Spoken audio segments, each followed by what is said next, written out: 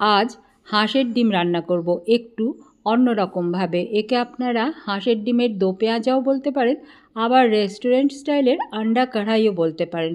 একই রকম ডিমের ঝোল না করে মাঝে মধ্যে এই রান্নাটা করে দেখতে পারেন। মুখের স্বাদ পাল্টাবে, বাচ্চারাও খুশি হবে আর তাতে আপনারও খুব ভালো লাগবে। আসুন তাহলে আজকে হাঁসের ডিমের দো পেঁয়াজার রেসিপিটা দেখে নেওয়া যাক। নমস্কার, অফুরান ভালোবাসা আর স্বাগত জানাই শম্পা রান্নাঘরের আরও একটা নতুন পর্বে। এখানে 6টা ডিম সেদ্ধ করে খোসা ছাড়িয়ে নিয়েছি, তারপরে এর মধ্যে কাটমার্ক করে দিচ্ছি। নিজের মনের মতো করে একটু কাটমার্ক দিয়ে নেবেন, তাতে নুন মশলা ভালোভাবে ঢুকবে। দেখুন, যেমন খুশি আপনি কাটমার্ক দিতে পারেন।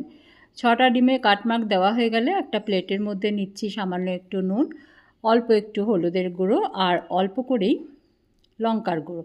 এই মশলাটা আগে মিশিয়ে নেব ভালো করে। তারপরে এর মধ্যে সেদ্ধ করে কাটমার্ক দিয়ে রাখা ডিমগুলো দিয়ে ভালোভাবে মশলাটা ডিমের গায়ে মাখিয়ে নিয়ে আরেকটা ভাজা মশলা রেডি করতে হবে। কড়াইয়ের মধ্যে নিচ্ছি হাফ টিস্পুন গোটা জিরে, 2টো দারচিনির টুকরো, একটা বড় এলাচ, 2টো ছোটো এলাচ, হাফ টিস্পুন ধনে, গোটা ধনে, 4টে লবঙ্গ, একটা শুকনো লঙ্কা, 8-10টা গোলমরিচ আর হাফ টিস্পুন মৌরি। একটু রোস্ট করে নেব, খুব বেশি একদম পুড়িয়ে ফেলবো না, হালকা একটু রোস্ট করে নিলেই হবে, যাতে গুঁড়ো করতে সুবিধে হয়। এটা রোস্ট করা হয়ে গেছে। এবারে আঁচ বন্ধ করে দিয়ে এর মধ্যে অল্প একটু কসুরি মেথি দেবো। আঁচটা বন্ধ করে দিলাম।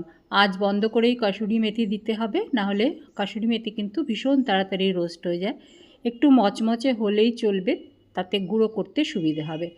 এটা মচমচে হয়ে গেছে, এবারে ঠান্ডা করে নিয়ে গুঁড়ো করব। ততক্ষণে বাকি রান্নাটা শুরু করে দিই। অল্প একটু তেল নিচ্ছি, নিয়ে এর মধ্যে পেঁয়াজ আর ক্যাপসিকাম কেটে রেখেছি। ঠিক রেস্টুরেন্টে যেমন করে পেঁয়াজগুলো আলাদা করে দেওয়া হয়, এরকম করে বাল্বগুলো ছাড়িয়ে নিতে হয়, সেরকম করে কেটে নিয়ে হাই হিটে, আঁচ কমিয়ে নয় কিন্তু, হাই হিটে এটা একটু সতে করে নেব 1 মিনিট সময় ধরে।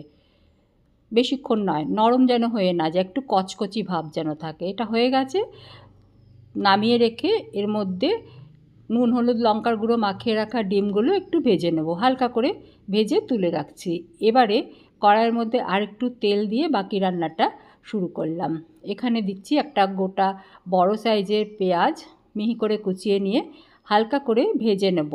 খুব বেশি ভাজার দরকার নেই, হালকাই ভাজা হবে। তারপরে এর মধ্যে দিচ্ছি ভীষণ মিহি করে কুচিয়ে রাখা একটু আদা। আপনি চাইলে আদাটা অ্যাভয়েড করতে পারেন, তবে ভালোই লাগে, কিন্তু মাঝে মধ্যে খাওয়ার সময় একটু মুখে পড়ে আদার টুকরোগুলো, বেশ ভালো লাগে। ঠিক যেমন করে রেস্টুরেন্টে দেওয়া হয় আমি সেরকমই দিচ্ছি, তবে রসুনটা আমি অ্যাভয়েড করছি। আপনি চাইলে একটু রসুন কুচিয়ে দিতে পারেন। একটা বড় সাইজের টমেটো মিহি করে পেস্ট করে, টমেটো পেস্টের বাটি ধুয়ে একটু জলও দিয়ে দিলাম, তাতে টমেটোটা সেদ্ধ হবে। আর নুন দিয়ে দিলাম, যাতে টমেটো তাড়াতাড়ি ভালোভাবে সেদ্ধ হয়ে যায়। গোটা রান্নায় যা নুন লাগবে সেটাই দিলাম। এবারে ঢাকা দিয়ে আঁচটা কমিয়ে টমেটো পেঁয়াজ এগুলো ভালো মতো সেদ্ধ হয়ে গলে যাওয়া পর্যন্ত রান্না করে নিলাম। এবারে দেখুন তেল ছাড়তে শুরু করেছে। এবারে বাকি রান্নাটা করতে হবে। এর মধ্যে দিচ্ছি স্বাদ মতো লঙ্কার গুঁড়ো, কাশ্মীরি লঙ্কার গুঁড়ো, একটু হলুদের গুঁড়ো, আর কোনো মশলা কিন্তু আমি দেব না। এবারে অল্প একটু জল দিলাম, যাতে গুঁড়ো মশলাগুলো পুড়ে না যায়। এই মশলাটাও একটু ভাজা ভাজা করে নিতে হবে। এর মধ্যেই কিন্তু আমি যে মশলাগুলো ভেজে রেডি করলাম সেগুলোও গুঁড়ো করে রেখে দিতে হবে। খুব সামান্য একটু চিনি দিলাম, তাতে রঙটাও সুন্দর হবে, আর এই রান্নাতে একটু দই পড়বে, তাই টেস্টটা ব্যালেন্স হয়ে যাবে। আমি হাফ কাপ টক দই বেশ ভালোভাবে ফেটিয়ে নিয়েছি, তারপরে এর মধ্যে মিশিয়ে দিলাম। এই দইয়ের বাটি ধুয়েও অল্প একটু জল দেব, নিয়ে আবারও তেল ছেড়ে আসা পর্যন্ত কষিয়ে নিতে হবে। একটু জল মিশিয়ে দিলাম, নাড়াচাড়া করে কিছুক্ষণ রান্না করছি। আমি বেশিরভাগ সময়ই মা কাকিমাদের হাতের সহজ ঘরোয়া বা প্রায় হারিয়ে যাওয়া রান্নাগুলো শেয়ার করি, তবে মাঝে মধ্যে রেস্টুরেন্ট স্টাইলের রান্নাও শেয়ার করে থাকি। এই ধরনের রান্না দেখতে আগ্রহী হলে যারা এখনও আমার চ্যানেল সাবস্ক্রাইব করেননি, তারা চ্যানেল সাবস্ক্রাইব করে সঙ্গে থাকুন। এবার দেখুন মশলা কষানো হয়ে গেলে আগে থেকে রোস্ট করে গুঁড়ো করে রাখা মশলা দিয়ে দিলাম, সামান্য একটু জল দিলাম। এই গুঁড়ো করা মশলা কিন্তু বেশিক্ষণ কষাতে হবে না, কারণ এটা আগে থেকেই রোস্ট করা রয়েছে।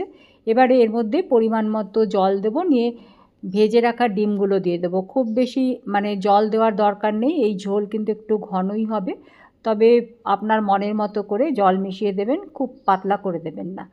সেদ্ধ করে রাখা ডিমগুলো দিয়ে দিচ্ছি, তারপরে কিছুক্ষণ ফুটিয়ে নেব, মিনিট 2-3 সময় ধরে। রান্নাটা আরও 2-3 মিনিট হবে মিডিয়াম আঁচে। বেশি ঘন মনে হচ্ছিল তাই অল্প একটু জল দিয়ে দিলাম, নিয়ে ঢাকা দিয়ে আরও 2-3 মিনিট রান্না করে নিচ্ছি।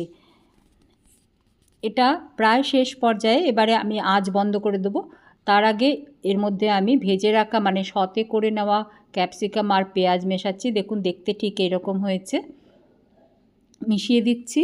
আর রেস্টুরেন্টে কিন্তু আন্ডা কড়াইয়ে বা আন্ডার দো পেঁয়াজাতে একটু কাঁচা লঙ্কা কুচোনো আর ধনেপাতাও মেশানো হয়, আমি সেটাই মিশিয়ে দিচ্ছি এখন। তাহলেই আমাদের আজকের রান্না শেষ হলো। গরম ভাত, ফ্রাইড রাইস বা পোলাওয়ের সাথে বা যে কোনো রকম রুটি পরোটার সাথেও কিন্তু খেতে ভীষণ ভালো লাগবে। আজকে তাহলে আসি, সবাইকে ভালো থাকার অনেক শুভেচ্ছা, সঙ্গে থাকার জন্য অনেক অনেক ধন্যবাদ জানিয়ে আজকের ভিডিও শেষ করছি।